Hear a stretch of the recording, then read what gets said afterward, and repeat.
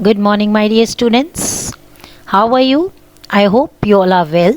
So get ready with your notebook and pen. Here is your another video of class 10 subject maths. Students, this is Anurag. Today we have taken the topic exercise 1.1 from class 10. आज हम class 10 की exercise 1.1 करने वाले हैं। इसे करने से पहले हमें सारी नंबर की अच्छी अंडरस्टैंडिंग होनी चाहिए। अगर आपने इससे पहले जो मैंने वीडियो अपलोड करी है नंबर सिस्टम में वो नहीं देखी तो आप पहले उसे देखें, फिर एक्सरसाइज 1.1 पे आए। तो चलिए देखते हैं हम एक्सरसाइज। अब आते हैं हम question number 1 exercise 1.1। Question number 1 में हमसे ये कहा गया है find HCF by using division lemma, और हमें वैल्यूज दे रखी है। हमें इसमें एचसीएफ फाइंड आउट करना है। जैसा आपको बताया कि एचसीएफ फाइंड आउट करने के दो मेथड आपने सीख लिए हैं। पहला मेथड आपने सीखा था फैक्टराइजेशन और दूसरा था डिवीजन लेमा। आपको डिवीजन मेथड से ही आज सॉल्व करने हैं एचसीएफ। हाँ, अगर आपने इससे पहले डिवीजन मेथड यूज नहीं किया तो आज हम सीख लेते हैं डिवीजन मेथड से कैसे एचसीएफ निकाला जाता है। हमें क्वेश्चन नंबर 1 में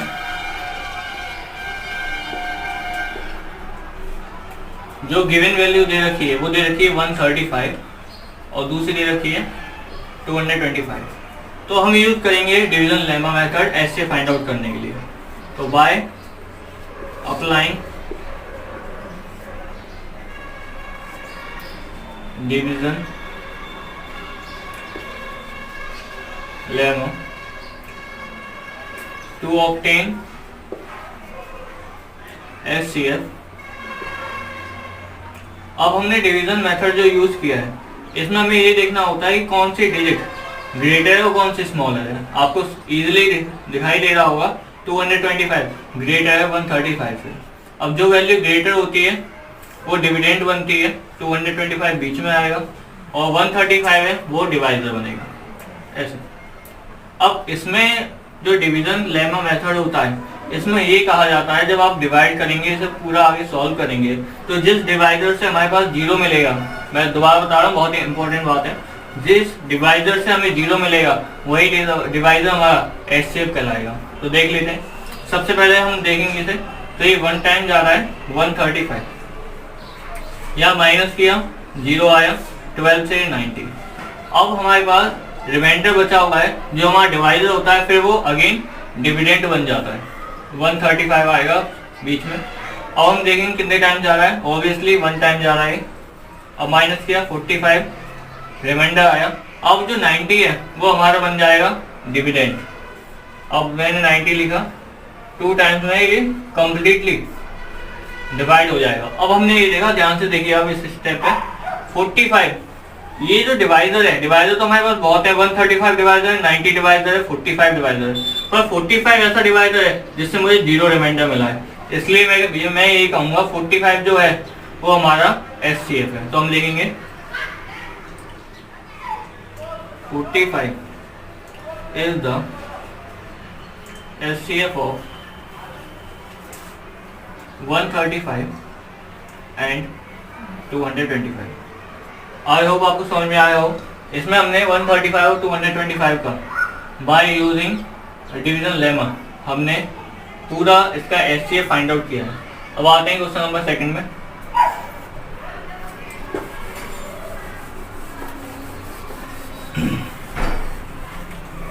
ये हमें सेकंड पार्ट दे रखा है क्वेश्चन नंबर 1 का। इसमें जो हमें वैल्यू दी है इसमें भी हमें एचसीएफ फाइंड आउट करना है। अब एचसीएफ फाइंड आउट करना है पर वैल्यू हमें दे रखी है डिफरेंट 3822। अब आप इसमें ध्यान से देखेंगे, ये हमें ग्रेटर वैल्यू दे रखी है, इजीली आप देख पाएंगे। तो हमें सेम स्टेटमेंट लेना है, हम यूज कर रहे हैं बाय अप्लाइंग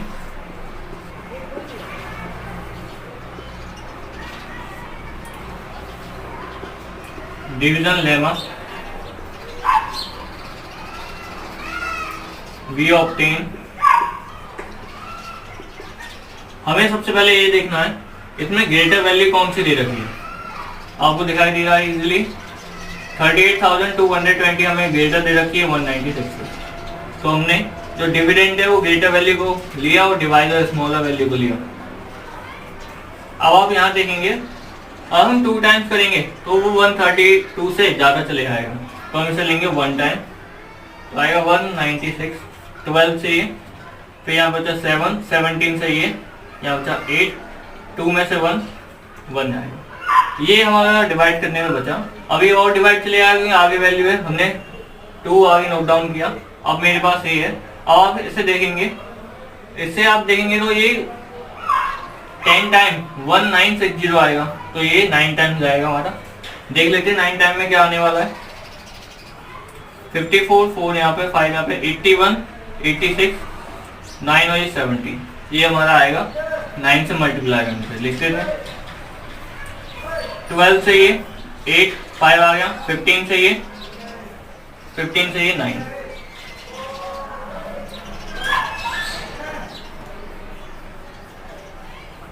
अब हमारे पास एक जीरो रिमाइंडर बची हुई है, उसे उतार लेते हैं। अब आप देखेंगे इससे कंप्लीटली चले जाएगा 5 टाइम। अब हमारे पास जो आया है वो 195 आया है एज अ क्वेश्चन।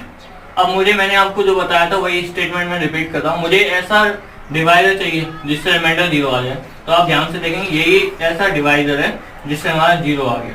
तो यही डिवाइजर 196 वो हमारा SCF होगा। हम लिखेंगे 196 is the SCF of 196 and 38223। ऐसे हो जाता है हमारा क्वेश्चन नंबर सेकंड, फर्स्ट का सेकंड पार्ट। अब आते हैं थर्ड वाले पार्ट पे।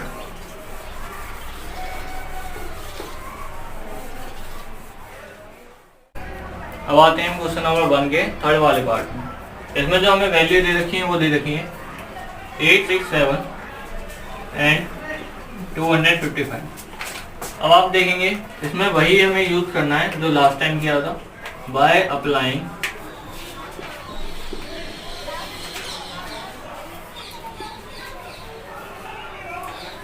Division lemma we obtain.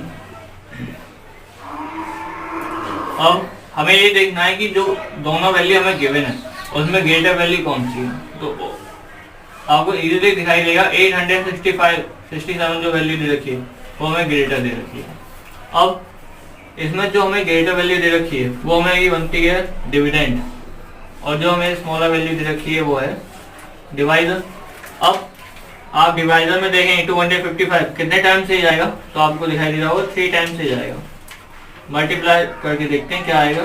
15 में 16 और ये 7, 3 टाइम ज़्यादा, ये 765 आएगा। इसके बाद माइनस करेंगे 7 में से 5, 2 आएगा, ये 0, ये 1, ये 102 आया हमारे पास।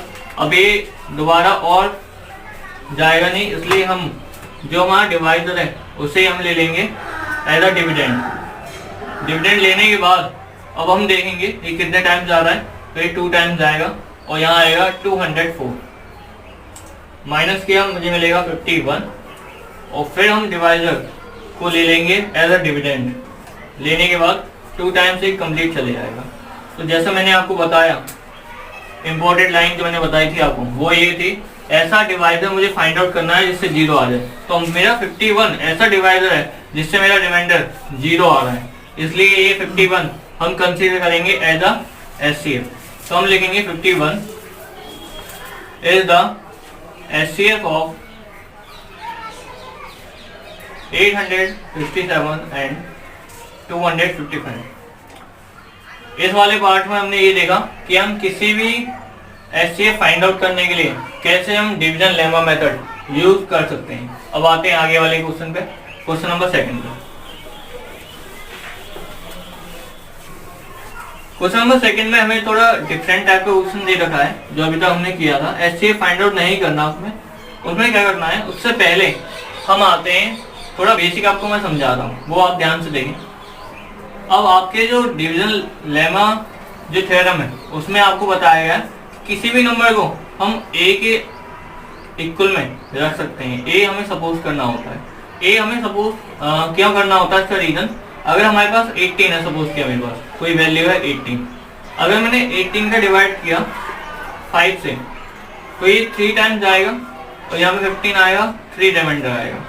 अगर आप इसे देखें तो 18 जो है वो इक्वल में आएगा 5 मल्टीप्लाई 3 प्लस 3। ये है क्या है, ध्यान से आप देखें, ये हमारा होता है डिविडेंड, ये होता है डिवाइजर, ये होता है क्वोशिएंट, ये होता है रिमाइंडर। तो आप ध्यान से देखेंगे जो डिविडेंड होता है वो divisor multiply quotient plus remainder के इक्वल होता है। ये हमारा बहुत इंपॉर्टेंट फॉर्मूला होता है, इसी से आगे वाले सारे क्वेश्चन होने वाले हैं। इसे आप ध्यान से याद रखेंगे, मैं दोबारा लिख दे रहा हूँ। जो डिविडेंड होता है इक्वल होता है divisor multiply quotient plus remainder. ये फॉर्मूला आपको हमेशा याद रखना है। इसमें 2-3 चीजें और बताई हैं। क्या चीजें बताई हैं इसमें, ये बताया है जो आपका कोई वैल्यू होगी, जैसे सपोज क्या ए वैल्यू दे रखी है, तो वी क्यू प्लस आर के इक्वल होगी। आर क्या होता है, रिमाइंडर होता है, क्यू क्वोशिएंट होता है, उसका क्वोशिएंट बी होता है, और ए वो नंबर होता है जिसे हमें इस फॉर्म में लिखना है। और इसके अलावा एक प्रॉपर्टी और दे रखी है, वो ये दे रखी है कि हमारा जो रिमाइंडर होता है वो 0 के इक्वल और ग्रेटर होगा, और ये हमारा स्मॉलर होगा बी से, जो हमारा क्वोशिएंट है उससे हमारा स्मॉलर होगा। ये हमें सारी बातें याद रखनी है। एक तो हमें ये जो कंडीशन दे रखी है रिमाइंडर की वो याद रखनी है, फॉर्मूला याद रखना है किस फॉर्म में हमें किसी वैल्यू को बनाना है, और ये हमें ये फॉर्मूला याद करना है। ये तीनों चीजें हमें याद होनी चाहिए। अब आते हैं इन सभी का समझने के बाद, अब आते हैं क्वेश्चन नंबर 2 पे।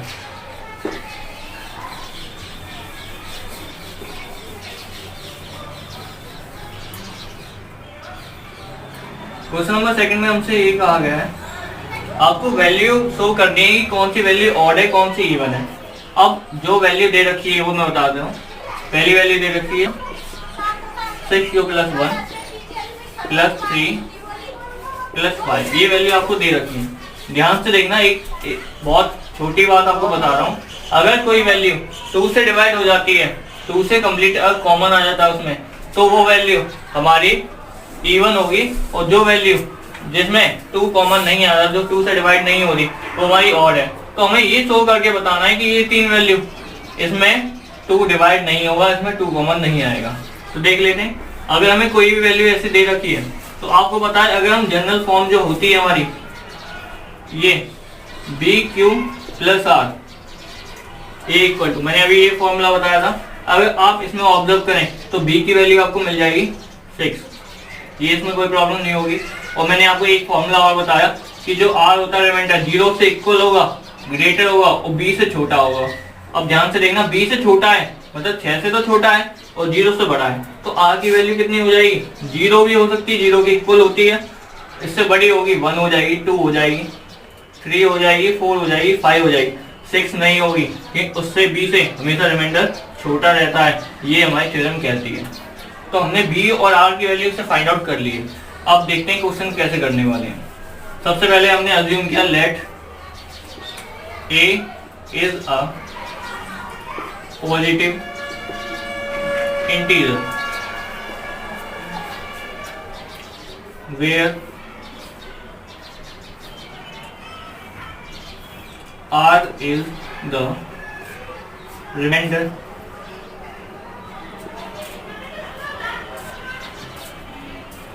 अब हमने देखा कि जो A है वो BQ + R के इक्वल होता है। तो यहाँ से कंपेयर करने के बाद मुझे B की वैल्यू मिल गई, उससे R की वैल्यू मिल गई 0, 1, 2, 3, 4, 5, ये सारी वैल्यू मिलेगी।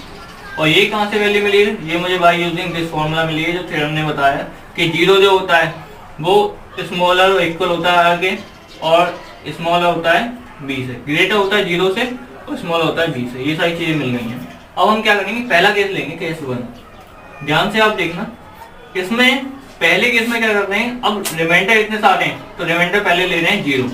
अगर 0 रिमाइंडर लेंगे तो हमारे A की वैल्यू क्या हो जाएगी, BQ मतलब B की वैल्यू जो है 6 वो रख दी, प्लस R की वैल्यू जो 0 है वो रख दी, ये मिल गया। अब आपको ये जो वैल्यू मिली है, अब आपको ये चेक करना है इसमें से 2 कॉमन आ रहा है या नहीं आ रहा। अगर आप ध्यान से देखें तो इसमें 2 कॉमन आ जाएगा और 3 क्यों बचेगा यहाँ पे ऐसे, इसलिए जो वैल्यू है ये इसमें 2 कॉमन आ रहा है, इसलिए मैं कहूंगा ये इवन है। ये क्या है, इवन। तो हम लिखेंगे therefore इट इज इवन। अब आएंगे, अब हमने ये देखा r की वैल्यू जब 0 थी तो ये इवन आया। अब दूसरे वाले केस पे आते हैं, इसमें हमने ली a, इसमें रिमाइंडर की वैल्यू हमने क्या ली, इसमें रिमाइंडर की वैल्यू ली थी हमने व्हेन r इक्वल टू 0। अब लेते हैं रिमाइंडर की वैल्यू 1 लेंगे तो यहाँ पे 1 आ जाएगा ऐसे, व्हेन r इक्वल टू 1। अब आप ध्यान से देखेंगे इसमें से 2 कॉमन आ सकता है, नहीं आएगा, तो हम इसलिए ये लिखेंगे it is not divisible by 2, therefore it is odd integer. हमने 2 केस इसके कर लिए हैं, आगे केस करते हैं इसके।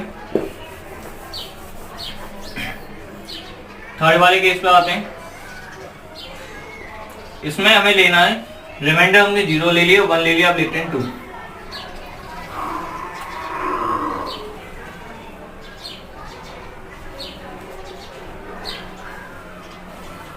और remainder when remainder equal to. अब आप इसमें देखेंगे, अब मुझे अगेन ये देखना है अगर ये पूरी वैल्यू 2 से डिवाइड हो जाती तो हमारी इवन होगी, और 2 से डिवाइड नहीं होती तो ये ऑड होगी। तो हमने देखा 2 से डिवाइड करने पे ये कंप्लीट डिवाइड हो जाएगा, यहाँ पे ये डिवाइड करने के बाद बचेगा। अब 2 से डिवाइड हो रही है इसलिए मैंने बताया ये देयरफॉर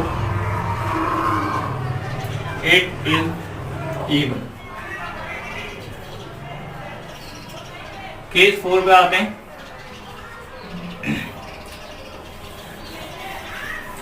केस 4 पे हमने देखा जो हमारी रिमाइंडर की वैल्यू है वो 3 हो जाएगी। और रिमाइंडर की वैल्यू 3 हो जाती है तो हमारी a इक्वल टू आ जाएगा। अब इसमें आप देखें 2 कॉमन आ सकता है क्या, it is possible to take 2 as a common, तो ये 2 कॉमन नहीं आएगा, और इसलिए नहीं आएगा इसलिए मैं लिखूंगा therefore it is odd integer, ये ऑड इंटीजर है। अब आपको समझ में आ गया होगा।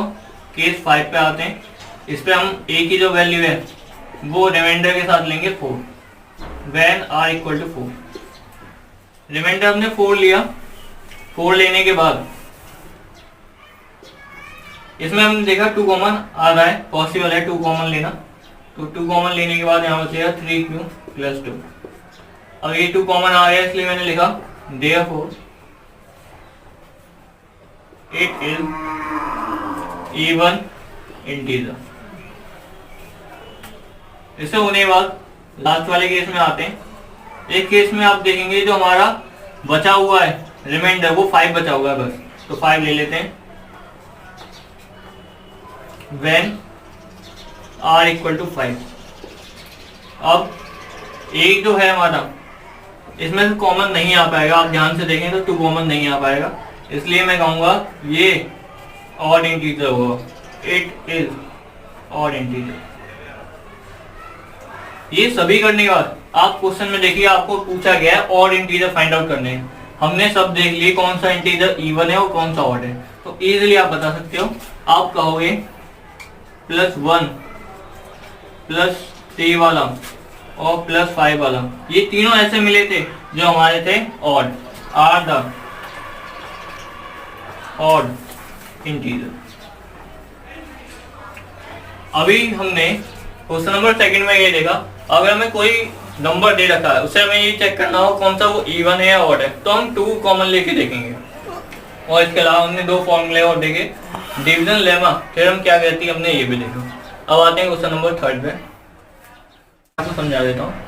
इसमें से 616 मेंबर दे रखे हैं किसी भी परेड के, और इसमें ये होता है जो परेड वो करेंगे वो करेंगे 32 इन अ परेड। एक परेड में 32 मेंबर्स होंगे और आपको बताना है वो कितने कॉलम में चलेंगे। अगर एक परेड में 32 है तो 616 कितने कॉलम में चलेंगे ये हमें बताना है। अब जरा ध्यान से देखिए, और मैक्सिमम नंबर ऑफ कॉलम हमें बताने हैं। जब भी सॉल्यूशन नंबर 3 एक बहुत सिंपल सी चीज आपको बता रहा हूँ, अगर हमें मैक्सिमम नंबर पूछे हो तो हमें निकालना होता है HCF, और जब भी हमसे मिनिमम नंबर पूछेंगे तो हमें निकालना है LCM। जैसे इसका फुल फॉर्म होती है हाईएस्ट कॉमन फैक्टर। हाईएस्ट मतलब मैक्सिमम सबसे ज्यादा, तो जब भी हाईएस्ट या मैक्सिमम पूछेगा तो एचसीएफ निकालना है, और जब भी लोएस्ट मतलब मिनिमम पूछेगा तो हमें एलसीएम निकालना है। तो हमें पता है, हमें दो वैल्यू जो दे रखी है वो देखते हैं। हमें दो वैल्यू जो दे रखी है वो है, सबसे पहली वैल्यू जो दे रखी है वो है 616 और दूसरी वैल्यू दे रखी है 32। इन दोनों वैल्यू का हमें एचसीएफ फाइंड आउट करना है बाय यूजिंग डिवीजन लेमा। तो हम इसमें देखेंगे, इसमें से ग्रेटर वैल्यू आपको ऑब्वियसली दिखाई दे रही होगी 616 है। अब by applying division lemma we obtain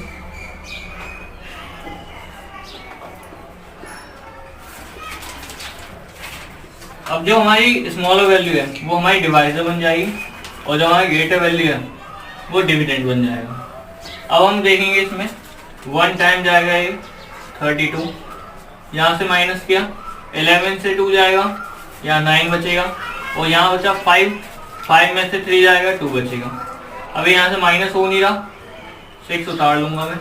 अब आप इसमें ये चेक करना है कि 32 कितने टाइम से जाएगा, तो 9 टाइम से अप्रोक्स जाना चाहिए। 32 को 9 में देखेंगे मल्टीप्लाई करके, 8 यहाँ पे 27 और 28 8 टाइम से जाता है। 9 टाइम आएगा 228, माइनस किया 16 में से 8 आएगा, 8 बचेगा। तो ये हमारा आ गया।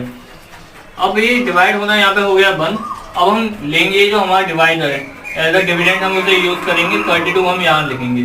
अब ये 4 टाइम्स में 32 जा रहा है और ये पूरा कैंसिल हो जाएगा। अब ध्यान से देखिए, जो मैंने आपको लास्ट टाइम बताया था वही यहाँ पे केस आ गया है। इसमें हमें ये देखना है कि कौन सा ऐसा डिवाइडर है जिस समय 0 रिमाइंडर मिल रहा है, तो वो डिवाइडर 8 है। हमने देखा 8 जो हमारा डिवाइडर है उससे हमें 0 मिल रहा है, तो हमने कहा जो 8 है वो हमारा एचसीएफ होगा। तो एचसीएफ पूछा है 8, पर एचसीएफ नहीं पूछा, उसने पूछा है कितने वो कॉलम में मार्च करेगा। तो हम लिखेंगे there will be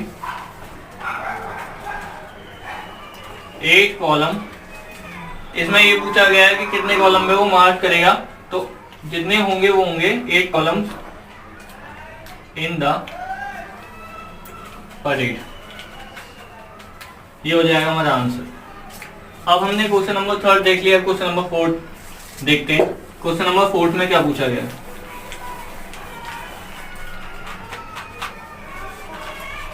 question number 4 में हमसे ये पूछा गया है, use division lemma to show that square of any positive integer is either of 3m or 3m plus 1।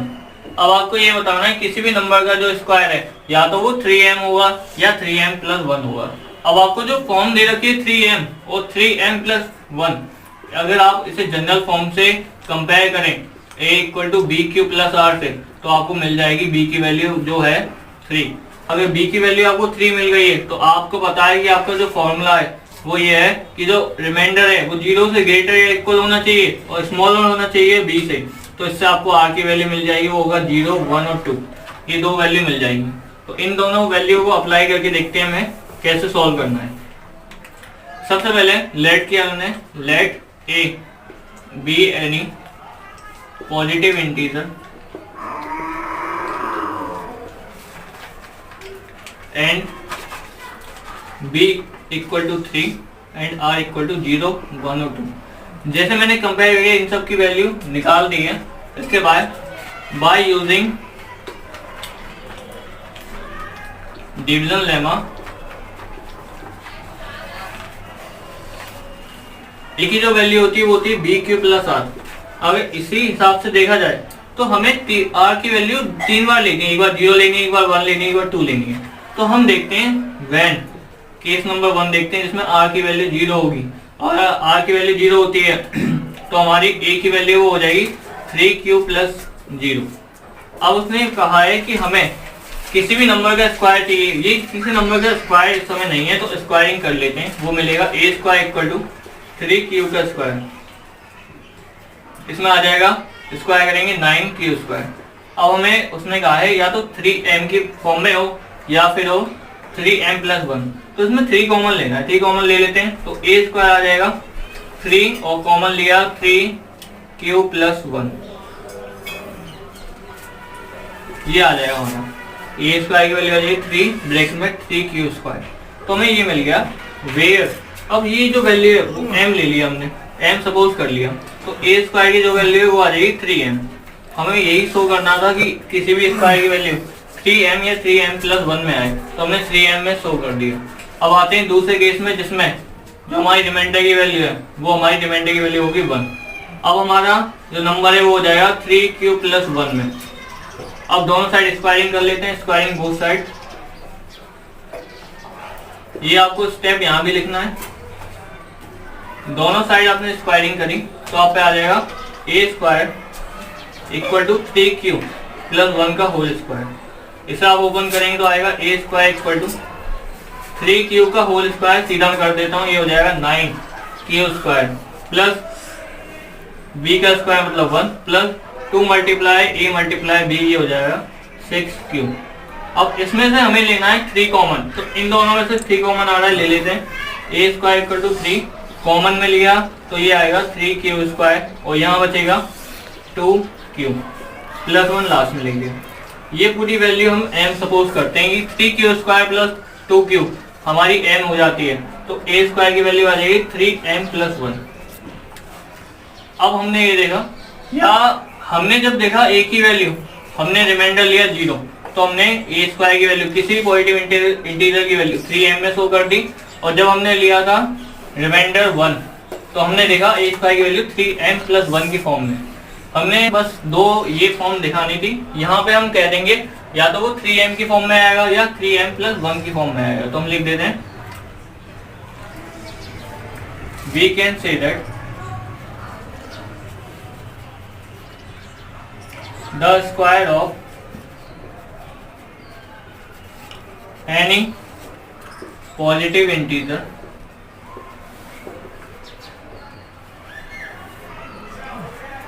always remain in the form of 3m और 3m प्लस 1। यहाँ हमारा and हो जाता है क्वेश्चन नंबर 4। क्वेश्चन नंबर 4 के बाद एक exercise 1.1 class 10th की। आज हमने क्लास 10th की एक्सरसाइज 1.1 में क्वेश्चन नंबर 1 से लेकर क्वेश्चन नंबर 4 कर लिया, तो उसके सारे हमने बेसिक समझ लिए। क्वेश्चन नंबर 5 आपके एक्सरसाइज का अब भी रह गया है, उसे आप बाय सेल्फ करके देखेंगे, और इसके अलावा जो मैं असाइनमेंट दे रहा हूँ उसे आप सॉल्व करके देखेंगे। कोई प्रॉब्लम आने पे आप मुझे कमेंट कर सकते हैं और किसी भी क्वेरी का आंसर ले सकते हैं। अब आज की क्लास यहीं ओवर होती है। Thank you for watching.